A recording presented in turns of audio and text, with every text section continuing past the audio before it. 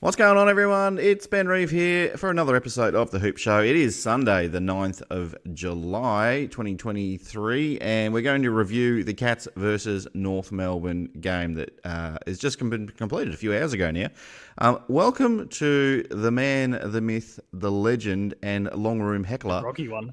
You've been banned from the MCC, Mr. Paul James. I was a bit too much of a dick. Too much of a in terms of the Aussie team, and you're getting so excited. I had to go on with the MCC for a second. I'm like, holy shit, I'm an MCC member. What just happened to my ticket? The English version of the English, MCC. I did get confused by that a couple of times myself. Hang on a sec. But no. Welcome, Paul. Welcome back. We're continuing. We're not calling it a winning streak. We're calling it a non-losing streak for you at the moment because that's what it is. We had the draw. It has been 3 weeks since we've had a loss. We don't lose when I'm on the show. We do not lose. So we want Paul. If you want Paul to stay on the show, please cast your vote or cast your comments below. That'll be very helpful. Or give us a big thumbs up. Yes. Anyway, so yes, the Cats had a 62-point win in the end. The scores were Geelong 19 goals, 11 behinds, 121, and North 9 goals, 963. A reasonably comprehensive win. Could have been a lot more, Paul, but boys just maybe took the foot off the gas a little bit in that second half. Yeah, you can see the drop in intensity, which is a shame. And people will get a chance to listen into a behind the play interview that I recorded earlier in the week with Phoenix Foster. And he'd spoken about how the messaging inside the club was pretty strong in terms of, okay, we're now ratcheting it up and like we're taking things up a few gears here. And it's a shame that second half didn't really feel like a team who'd taken it up a few gears. The first half absolutely did. And then the second half just felt like a team, like this team that's kind of been coasting and in and out, drifting in and out of form and those sort of things. So, how much do you reckon of it was? We're still not playing it. Possibly some of it. I was just thinking about in the last couple of hours about, did we take our foot off the gas a little bit, or was there some structural changes? You saw Stewart lining up at the centre bouncers, and Blitzarves was a tactical sub, and then you had Danger playing half the game. So maybe the players were out there were having a crack, but maybe it's a bit of both. Did look at points where it's like, they're not really going hard enough here. If it was another team, if it's next Saturday night against Essendon, if you're seeing some of these sort of 50-50 efforts, you'd be a bit more concerned. But 10 goals up or 11 goals up, we're doing okay. Yeah, I guess there are those little extra factors that I perhaps didn't consider at the time. But yeah, Danger playing 52% and the outs. Jeremy Cameron could have, I think, had passed the concussion things, but then they just kind of touk it easy, if I think I understand that right, with him, give him the extra week. So, there's a few things that I guess line up with that as well. So, I don't know, mixed messaging, I guess, in a sense. Possibly. But they also didn't put that message out too publicly, really. It was Phoenix giving us the dirt. So, people can check that out on Tuesday. Check it out Tuesday. So check out Paul's show, Phoenix with Phoenix Foster, who I believe the VFL boys... we're probably going to playing about now. Yeah, they're down in the fourth quarter. It doesn't look like they're going to win it. They were pretty close at the end of the third, but it was a bit of a not a curtain raiser, a curtain closer for this men's team, the senior side. But yeah, it looked like they might go down to the North. North were fielding like 15, 17 AFL listed players, so we're up against it. So what are you going to do? But anyway, that's okay. The boys put in a bit of an effort. I don't know if we might just... Final scores 2 minutes ago, 9-4, 58 to 15-11, 101. So, okay. So we got blown away in the fourth. All right. Yeah. Okay, so we're competitive for 3 quarters. We'll take that. So we still get foot off the gas in the VFL. One goal in the final quarter to 7 goals 4. Okay. So that's a bit of a shame. I did tune in for a little bit. Oh well. So look, mate, it was I guess this game will be mostly remembered for Zach Tui. He passed Jim Steins as the most games played by an Irishman in the AFL. He seems like a mutt from everything you hear from the club and teammates and clearly fans as well. He's very well loved at Geelong and did come to Geelong, halfway through his career and probably will retire a Geelong player, I think, and people will be remembered. He will be remembered as a Geelong player. When he first came to the club from Carlton, I thought, maybe he'll finish his career 2 or 3 good years maybe left in him, and that's it. But he's shocked me how. Yeah, it's been a good 6 to 7 in the end. Yeah, and who's to say it won't? Maybe he's got another year or two. I keep writing blokes off too early, Paul. They surprise me. Too quick to retire them. Too quick to retire him, but he may push on and even get to that magical 300. Do you think he can get there to 300, or is the end in sight? Do you think for Tui? Yeah, I don't know if 300's quite on the cards, and I hate to be kind of dismissive of him like that, but I guess as that next crop comes through, and at some point there's got to be some phasing out of players. Let alone the fact to do that he's got to play every game across the next couple of seasons. It's a lot. So my gut probably says no, but he's going to finish maybe in the 280s, 290s, something like that. And we know he watches the show. So Zach, if you're watching, apologies for celebrating your milestone, talking about trying to retire you. I just realised that I was talking about I should pull myself up. Well done, Zach. You played pretty well today, and I'm really happy. And you pulled out the torpedo, which we love, and the crowd love. So I'm glad you pulled that out in the fourth quarter as well. So that was good. That was fantastic. Paul, what did you like from today? I mean, there's a few good takeaways, a few players that really stood out, and we can give our votes a bit later in the show, but. What was apart from the second half, which wasn't really much to talk about? What did you like from the game today? I think it was some connection stuff. I think with the forward line that was working a bit better. Now North kind of took a blow early on with Griffin Logue coming out, and he's obviously a kind of key defensive figure for them, and it's a knee, and we don't know how serious that is. So sending all the best to him, because you definitely don't want to see those sorts of injuries. We don't want to see injuries full stop, ideally, but certainly the more severe ones like knees, but. For Ollie Henry to get his hands on it quite a few times, and actually, and have a lot of other opportunities kind of passing by through, maybe not the ideal final piece of disposal into the forward 50, and Stengel kick 5 as well. It was great to see those guys who, I guess Stengel's an All-Australian, so I don't know how I can say he's a lesser light, but he's a lesser light when you put him in the forward line and compare him to a Tom Hawkins or a Jeremy Cameron or something like that. So to see those guys kind of finding a bit of form was awesome. Jezza comes back next week. Hopefully he slots in and kind of gets hot pretty quickly as well. Hawk's just been doing what Hawk does and kind of trucks along and kicks a few. Don't know how every single week he bobs up and just kicks his 2 or 3 and off he goes. It's good. Yeah, he had a couple of lucky ones, Hawkins. Today. It was one they weren't where really conventional shots. The ball just seemed to bounce away from the 2 North Melbourne players in the goal square there and just lands right in front of him, and he just socketed it through. I'm like, oh God, it's his day today. And then another one where I think he tried to kick it to Ollie Henry, went over his head, and the North bloke. Oh, the stat, yeah. Oh, and the North bloke's, oh shit! And it's before he's realised it's gone past him and dribbled through for a goal. I was like, oh God, Hawk, it's your day today, mate. You're clearly going to kick a bag. But he's another one that maybe took a bit of a backseat and just let things happen around him. And a few other, well, I don't want to say lesser lights, but yeah, as you said, Tyson Stengel and your Closies and your Ollie Henry's just decided it was the day for the small forwards, and off we go. And everyone who watches and listens, especially the behind the play, knows that we love a small forward. We're all about the small forwards. If you are broken the curse by having Phoenix on, but if you're a past player or a current day player and you're a small forward, we want you on the show, because we're building a stable of small forward guests on this show. So come on board and join us on this journey of ours.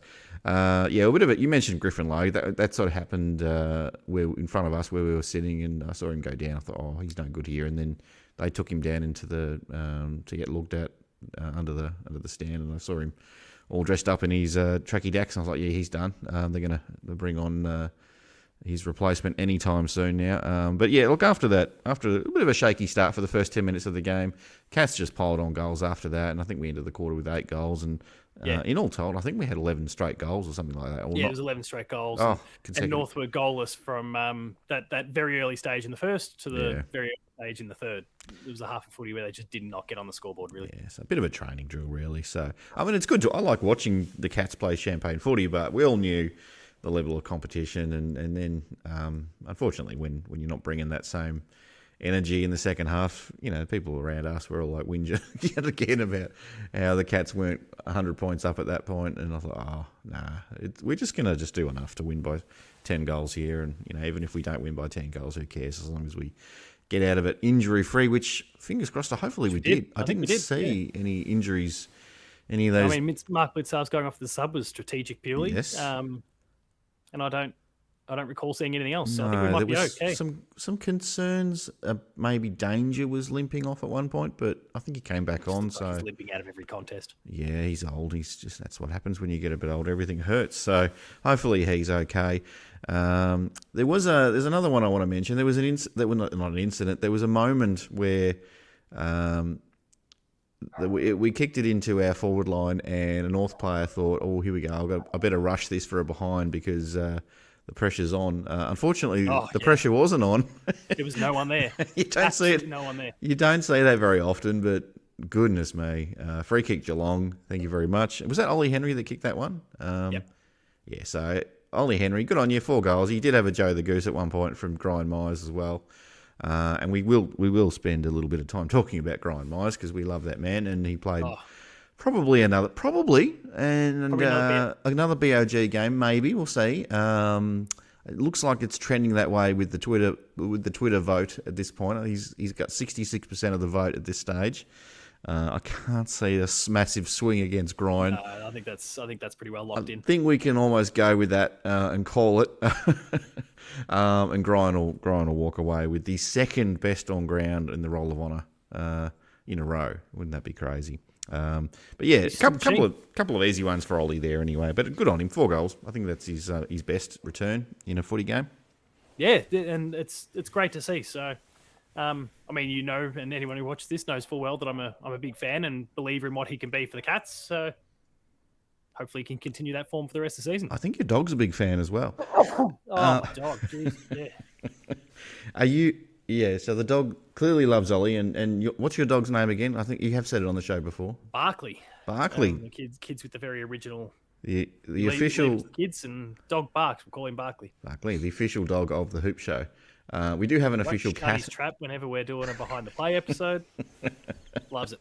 The official dog of Dev Diaries and Patch probably as well. Doesn't make himself too present during Patch or Dev Diary. To be fair. See, it's not because Dev Diaries doesn't have Ollie Henry to get him up and about. So, or maybe he's a Closey fan. I don't know. But anyway, Cooper Harvey debuted, so good on him. He kicked a great goal at one point there. I think he had 10 touches. The son of, I was going to say Robert Harvey, but Boomer Harvey, son of North Melbourne great 400 gamer. So it's good to see him get a goal. And us Geelong supporters, we don't mind it when that happens when we're 10 goals up. But I think a few of us were happy to give him a clap and enjoy the moment with him. And his teammates did. Yeah, he looked pretty solid actually. So looks like he's inherited a fair few qualities from his dad. Yeah. Took a few contested marks. But yeah, he was strong in the contest, absolutely. So yeah, he was very impressive. So hopefully they stick with him, and may as well.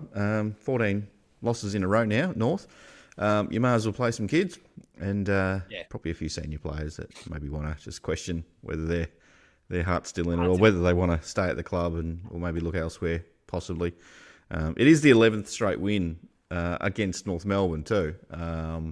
They do not play Geelong very well. Haven't actually beaten us since the year we missed the finals. I think it is since 2015. Right. It's not a good run for North, and I don't know what they're going to have to do, but they're really struggling. Should we have a look at some of the Cats leaders? Now we've talked about. We'll talk about Grind because Grind absolutely dominated today. I think he had a PB in terms of disposals. I didn't see how many goal assists, but I reckon he would have had 3 at least. 2? Got 2 goal assists. Yeah, there was another one that you could almost have counted, but officially probably 2. 11 marks and 4 inside 50s, and just was everywhere all day long. Probably a good 4-quarter performance. I don't think he disappeared at all. He has a habit sometimes in years gone by of maybe dropping out of games for a quarter here, a quarter there, but not anymore. No, he's just got a tank that goes and goes and goes. Am I getting too carried away by suggesting he might be our front runner for Kaji at the moment? I believe, and I strongly feel that he should be in the conversation, probably at the same level as Tom Stewart at this point in time. But I would not be surprised if if come early October or whenever they hold the Carchi this year, that they're reading out Brian Myers as the new. And wouldn't that be fantastic? That'd be amazing. From where he's come from. Obviously he was kind of maligned for a while there. Yep. And I mean, if I go and shout out behind the play again, like he acknowledged pretty quickly when we had the chat there, like the short kicking game was his big weakness. It was causing a lot of problems for him, and it's so obvious. Like if you watch him play now, it's so obvious that that's been one of the main things he's worked on, because it's really what has launched and propelled this heavy goal assist focus game that he's playing these days. He's been fantastic, and you add 11 marks into that whole thing as well. Like he's just inside and outside. He steps through a contest really well. And then inevitably hits a target. I was going to say, you said he steps through a contest really well. He seems to have had a bit of Jed Buse to his game. He just finds space everywhere he goes these days. Yeah. He used to get tackled and pressured on the ball, and he'd panic a little bit. But now he just seems to have this confidence about him. And I did suspect that maybe a premiership would do that for him with a few of the other young guys as well. It would just really lift him a little bit, and he just seems to have found something else since last year. It's great to see, considering he was a bit of a whipping boy, and early last year, and coming back from that injury as well, and just a smaller guy, and he's put on. Looks like he's got a lot stronger, and he was always great in the third and fourth quarters. Because he'd run games out really well, but now he just seems to be ready to go as soon as the whistle starts of the game. It's fantastic to see. So I'm really happy for him. And hopefully he keeps it going. But yes, will he win the Cargi? Let us know in the comments what you think. Can he win the Cargi Greaves medal? Tyson Stengel, we talked about him kicking 5 goals, 4 marks as well, 15 touches. Looks like he's back to some 2022 form. Paul, do you think? He's needed a game like that just to get himself up and about again, because he's had some... I don't think he's played any really complete games all year like today, but he's had some really good moments, and things have just gone pear-shaped for him, whether it was injury or... he's just missed the goal or whatever it happens to be. Like he's had some moments where he's come real close, and then it's just never quite stuck. And you could see, especially early in the season, he was really struggling for confidence. So to have a bit of a day out today where he could feel his boots a bit, I think was really important. I think the players kind of we've seen it throughout the season. The players have kind of recognised that they needed to get him up and about, but it's just not worked. And today it did. And I think that could be proved to be very, very important as the season plays out to have a game like this where he can, as I said, fill his boots. I definitely won't call him a passenger, but I think he is that type of player that actually plays his best footy when the Cats are flying, and he's really, really valuable for us. So when the pieces start He's a barometer player. Yeah. Well, I think when the pieces start coming together, and it looks like they're starting to. We drew last week, and that was a bit of a frustration, but look, it's not. We haven't lost for a few weeks now. We've got Essendon at home again next week, and we'll come to that in a minute. But things are starting to look on the up, and some more players hopefully coming back soon as well. Don't know about Cam Guthrie, but hopefully we'll get Jezza back in a week. Cam seems like he's getting closer and closer. They're now still talking about maybe a few games before finals. Like it feels like we could be 3 weeks away from seeing Cam Guthrie around about again. Yep, and Barkley loves Cam Guthrie as well. He just absolutely loves Cam Guthrie. He won't stop talking about Cam Guthrie. See, when we, even before and after the show, he'll just come on and talk about. He does love Cam Guthrie. So hopefully we'll get a few players back. That'll be great as well. Another one I wanted to mention, Tom Atkins. The eye, 14 tackles. Yeah, the eye didn't really pick him up today too much. But looking at the stat sheet later, 14 tackles, and he's pretty much going at 10. 25 disposals too. So 25 touches, and don't forget the 7 clearances. Do not forget the 7 clearances. So did a great job today. Does all that sort of stuff that you in and under that you don't always see because they're not out in space, holding the ball for 5 seconds at a time. He's that sort of quick gather and give and then moving on, and he's usually laying that tackle. So, he's a hard one to, unless you're sort of a good eye for footy or you're watching replays and all that. And it's just generally with Atkins, it's one of those ones where you watch the replay later on. Closey was one, he played well today, but watching the grand final replay, which I did on the weekend too, and I think a lot of us when we watch the replay, we're like, oh, how good was Brad Close? Some of the little taps he does and all that sort of stuff. Atkins is another one that really benefits from a rewatch too sometimes. You sort of see some of the things he does when he doesn't have the ball. He's fantastic. He's a great club person. That's the kind of player you need. And teammates, I'm sure, just absolutely love him. Definitely a heart and soul player. Oh, absolutely. And we did talk about Paddy Dangerfield too with his 26 touches in 52% of game time. So pretty much managing him for half a game, really, along with Blitz halves. He's just taking the piss with 52 in 52% game time and racked up 26 times. So I wouldn't say Paddy that's back in form. I wouldn't say that quality touches. There's a Paddy. You need to kick those goals from 5 metres out. You've got to kick those ones. Well, that was a vintage Paddy moment. And blazing away from long range and a few wonky kicks going into the forward 50 at times. But he's a ball. Part of the danger package. Oh, you take it, and he puts his head over the ball all the time. And yeah, he's fantastic. So you take Paddy every day of the week. A couple of North players. Who'd you like out of North from the game? Yeah, we've touched on Harvey and a great debut there. Of course, there's Luke Davies-Uniacke who played a really, really great game for them. Kicked 2 goals as well. Yep. Cam Zohar with a bit more time in the middle as well. Yep. I don't know, I guess he's such a fantastic player, but they lost the main value that you get for him, which is his forward line dominance by throwing him in the midfield. So it's a bit of a shame for him in that regard. There's a few queries on the North method today, I suppose. Just pretty much having a +7 in the back line, really not having any sort of aim or hope of scoring. Just wanted to stop the flow of Geelong goals, really. Stop the bleeding, Look, Hugh Greenwood was reasonable. Okay, he was okay. I guess there wasn't really many North players that stood out. I guess. It was a bit of a rabble, really. Just on the Cats side, because a couple others I feel like we should probably discuss in a way. Mitch Duncan, obviously, we're pretty critical recently about some contested issues there that he'd had again in the game against Sydney, and I felt like he perhaps recognised that in himself and was really strong over the ball today. Got 30 disposals, really clean. Like that, there'd been some concerns as well at his disposal. He just kind of missed the target a few times recently. Was great today. Now again, the pressure was off, which certainly makes it a lot easier, but you can only do what you can do in the circumstances, and he wasn't missing his targets at all today. Max Holmes, another great performance there. Fantastic for Max. And all that speed that we kind of know and love about him, inside and outside.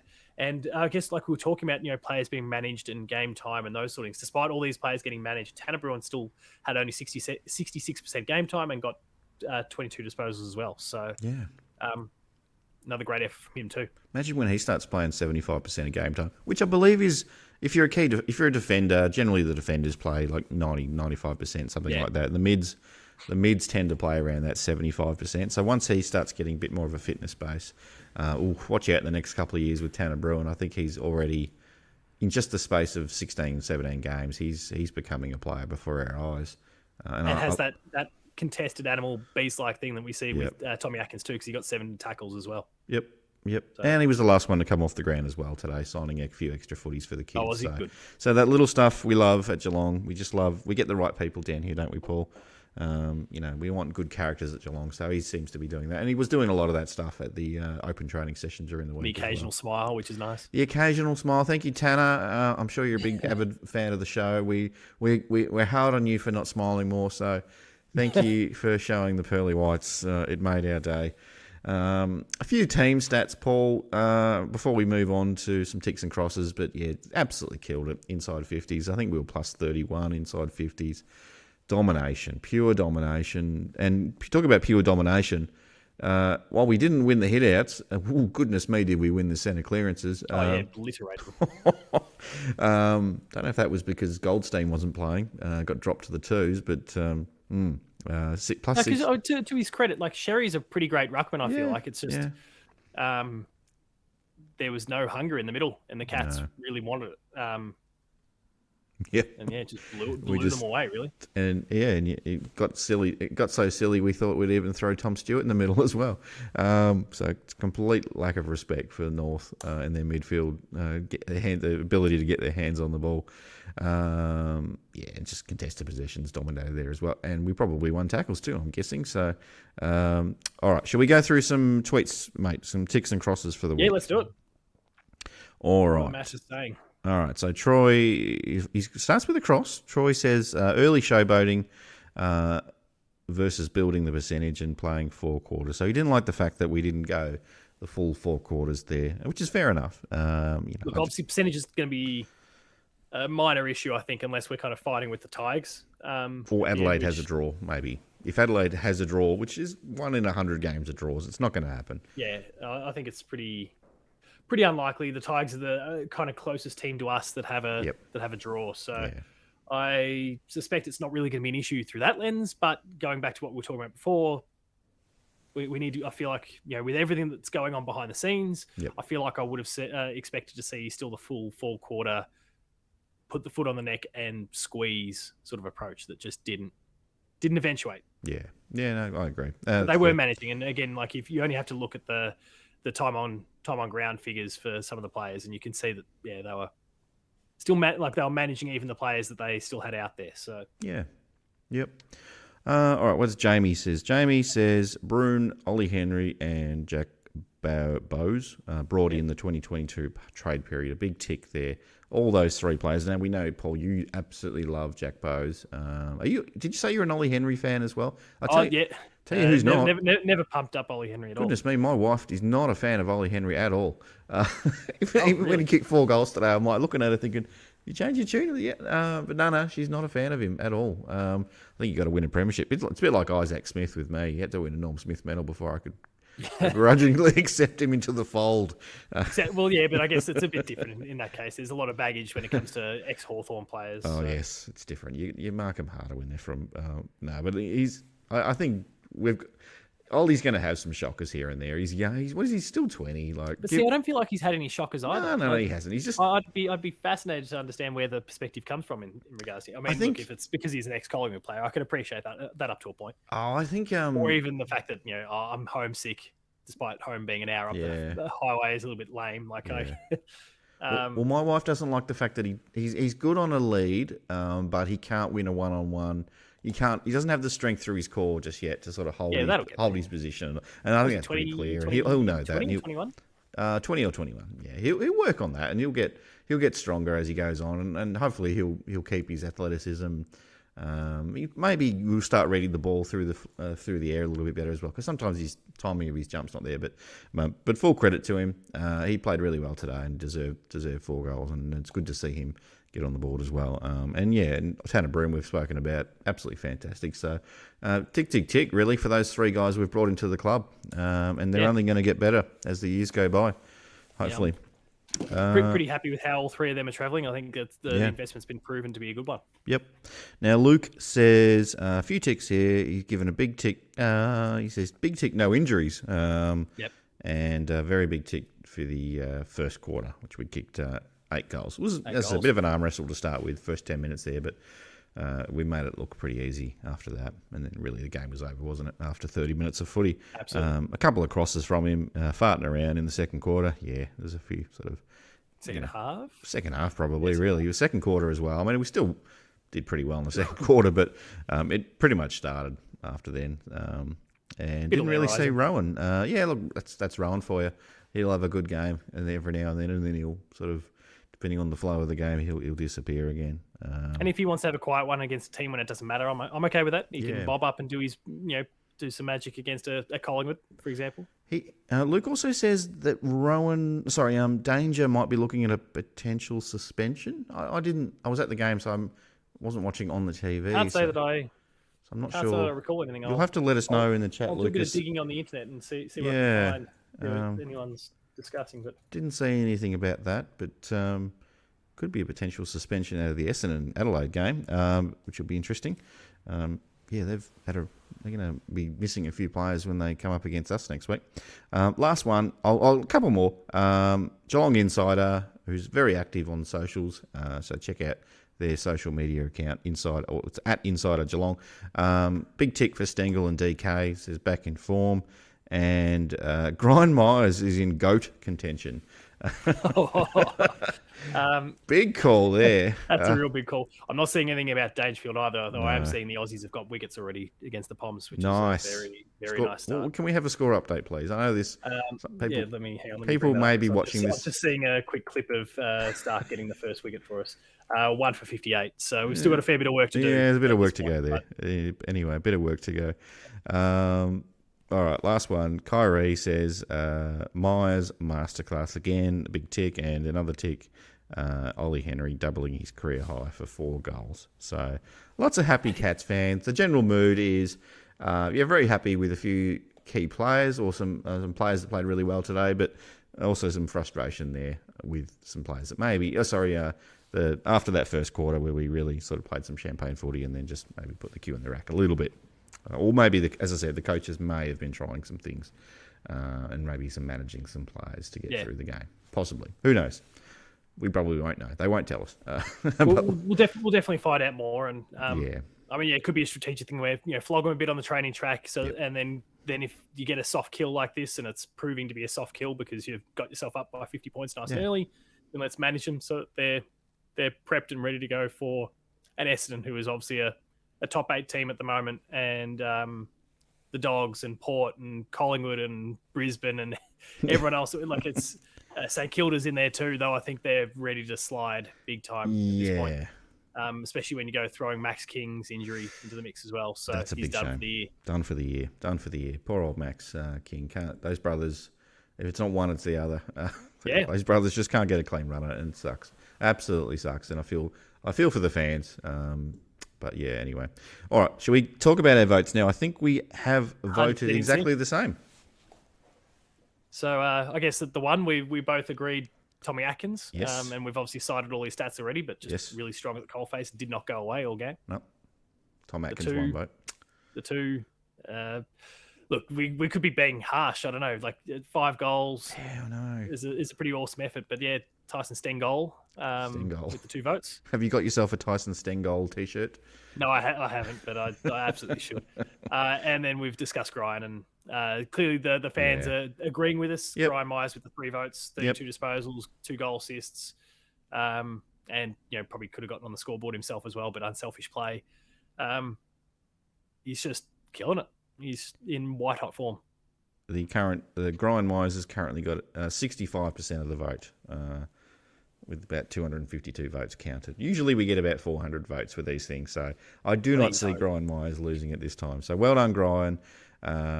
Fantastic. And yes, Paul, just do a little plug for Gryan Myers again on the Behind the Play show. We did have Paul. I think really it was the conversation I had with him that made him. Yeah, exactly right. I think it was the really introspective conversation that we had during the pre-season last That's year it. that it was the rev up he needed. Inspired this season. I'm going to take a lot of credit for it, especially when he gets the Kaji medal at the end of the year. I expect to be thanked for it. Right? Well, if I would be shocked and appalled if Paul James doesn't get a mention and the Hoop Show. Let's clip this out for socials as well. And we expect to get another 500 subs on Kaji Greaves Medal Night when Gryan mentions the Hoop Show. Thank you, Gryan. All right, should we go around the grounds, Paul? Yeah, let's do it. All right, so back all the way back to Thursday night, Richmond defeated the Sydney Swans by 13 points, and Toby Nankervis has apparently booked himself a flight to Bali for a few weeks. So, with a big high hit on who did he knock out? I can't remember now. Anyway, Jake Lloyd. Jake Lloyd. Yes. Which gave me the shits on the Supercoach side. Yeah. Oh well. I always know Jake Lloyd from the Phantom Menace from Star Wars. Anyway, the little child actor that played Darth Vader. Anyway, I digress. Is that his name? Yeah, Jake Lloyd. Anyway, so yes, he's looking at a couple of weeks off there, which won't be good for Richmond's chances of making the finals. And clearly Sydney's done now. Clearly they're done. Question for you, Paul, is Buddy Franklin done potentially after this week's game? After this week's game? After this week's game. He's done as a player. He can't bend over. He cannot pick up a ground ball these days. But is the game at the SCG, I don't want to do the pun, but I will, the Swan Song. Oh God, I hate puns. No, I think he'll still try and play out the whole year. I think it's a less than ideal way to kind of send off your legends of the game, is to kind of just drop them or finish them up a few weeks early, like give them all the way through to round 23 and give them a chance to, if Sydney can actually pull it all together, and their form has certainly improved. I felt pretty strongly they were going to win that game against Richmond, and it just didn't quite work out at the end with a few last minute goals. But it'd be nice if he got a chance to have a crack at the finals. And so I think if Sydney want to play finals, I think he still belongs out there. Yeah, he's below the knees play at the moment is shot, but yeah. If you've just started watching Buddy Franklin in the last couple of years, if you're a young person watching this show and this is what you've seen of Buddy, go and watch his tapes from years ago, from 10 or 15 years ago. He's one of the greatest players that's ever played. And I'll say that even knowing that full well that he was a Hawthorn player. But can't deny. He put the fear of God through us a few times. He's up there with the greatest of all time. But it's a bit of... I hate it when players go out this way. I wish he had retired last year after he got his 1,000 goals. But it is what it is. And with a losing grand final, of course. Yeah, a losing grand final as well. So maybe he thought they had another chance, but clearly Swans don't look like they're up to it, even if they somehow make the finals. Now, the Pies got over the Dogs by 12 points. Pendlebury, probably likely. I think most people would say he's going to get to 400 games. Will he get to 10,000 disposals? Absolutely. Can he do it? I don't know. With ease. You reckon? I feel like it's the greater question is, can he get to how many games is he on now? Oh, it's like 370 or something like that. He was pretty much on par with Selwood in terms of games played until Selwood retired. So he's not far off it. If you pull it up, have a bit of a look at that. I'll go through some of the other games while you're looking at it. He's played 372. Yeah, I thought so. Round about then. So yeah, if he goes another year and a half or two, he'll probably go 2 more years really. Don't see why he wouldn't. Even if he just plays that remaining 28 games and he's still averaging 23 disposals a game or thereabouts, like that's another 700 disposals close enough to it. Yeah. So, should get there. I feel like he's got the longevity. He hasn't lost that. I mean, he was never the fastest player on the field anyway, and his game sense is certainly not dwindled at all. I don't see why he can't. Yeah. Click over 400, maybe push to that 420 sort of ballpark, and if he does that, then he's got 11,000 disposals probably. Yeah, so, I think the games record's probably the one that'll. It seems like every player's playing 400 games these days. I mean, there's a bunch of players clocking at 400. I think Burgoyne was the last one, wasn't he? Shawnee Burgoyne. Yeah, Burgoyne was the most recent. But obviously you can Boomer and all that in there as well. Yeah, a few in recent years, In the last 10 years, we've had 3 players tick over that milestone. So it seems to be happening with a bit more regularity. Never thought Michael Tuck's record would go. But yeah, somehow, some way. Look, the Lions got the job done against the Eagles. We all thought that was going to happen. A 15-goal win there, roughly, or 14 goals, 81 points.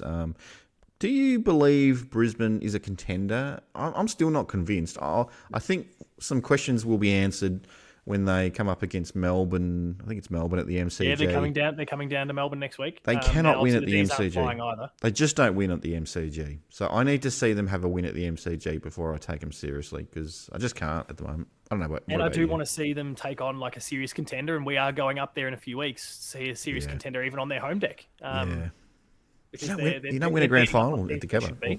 You do win. Yeah. You can lose grand finals at the Gabba, and we know all about that. But normally you don't win grand finals at the Gabba. So they got to win it at the MCG, and I'm not convinced, Paul. I am not convinced. Yeah, there's a lot more I think I need to see from them. This was a soft kill. Now, admittedly, they kicked 16 goals, 20. So with a bit more accuracy, that would have very quickly flipped around. But Joe Danaher didn't kick a goal for the game in a game where they won by 80 points. Like, it's just... He's a hit and miss player for me. He'll kick 5 or he'll kick nothing. Yeah. It was good for Jack Gunston to come back and kick 6 and absolutely played himself back into form. But I'm not sold on Brisbane still. Yeah. It feels like the same Brisbane that we've seen for the last 3 to 4 years. We will get some answers next round though on Brisbane. The Giants defeated the Hawks. I got a little excited there when I saw the Hawks in front at one point. I thought, it's all working nicely for Geelong.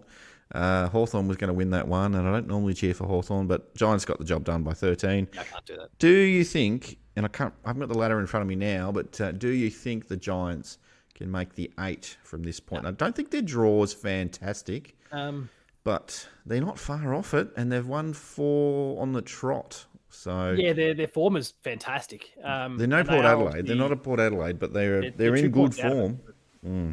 They are just 2 points out of it. So I guess we can't rule it out. But look, I can try and click around with some predictor stuff and just take a look at their remaining games. But like next week they play Adelaide in Adelaide. So you'd probably like Adelaide's a bit flaky, but at home they're strong. They should win that at home. So yeah, there's a loss there. Presumably they play the Suns at home. You'd mark that down as a win.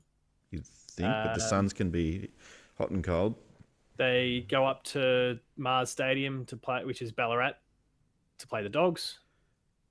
The Dogs you'd probably think win. You don't know with those two. Those teams have got a fierce rivalry, so you just never know when they play each other. Who else they have after that? They have Sydney. Which Sydney I'd tip them at this point. I would have thought. Okay. Then they have the Power in Adelaide. Mm. Then they have the Bombers in Canberra, and they finish the season with the Blues. So they're not without a chance. But if they win all of those games even just the ones that we based on our very quick tips there, that puts them on 48 points for the rest of the season. And that's 12 wins is right on the fringe. So yep. There we go. All right, I'll just quickly whip through a couple more. We've got the D's defeating the Saints by 21 points. Poor old St Kilda with all their injuries. They just can't take a trick at the moment. The Power got over the Suns by 33 points, continuing in their winning streak. They just cannot lose, and they should be premiership favourites, really. I know Collingwood's still going strong as well. The Bombers, Paul, can the Bombers defeated the Crows by 18 points? Can they make the top four? You wrote them off at the start of the year. There was someone that had them in the top four at the start of the year. I can't remember who that person was, but I can't wait for that person to still be wrong. My ladder predictor has them finishing 7th. Okay, yeah, I think I've still got them coming 7th as well. But they aren't far off out of the top four. And lastly, big upset for me for the round. Always an upset on a Sunday afternoon. The Blues got over the Dockers by 53 points, and it just goes to show you can never trust the Fremantle Dockers in. And you can't trust the Blues either. You can't trust them.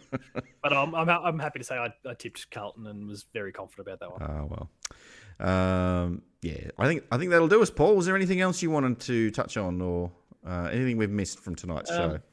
No, nothing else really. It was pretty much. It was a pretty straightforward and pretty basic game. And again, the big tick being no injuries, I think is really, really important. So we shall see, though. You never know with these things. It always comes out later on. We've had someone who's not going to play for the rest of the year because something happened. But fingers crossed. But we do have Essendon next week at Cardinia Park.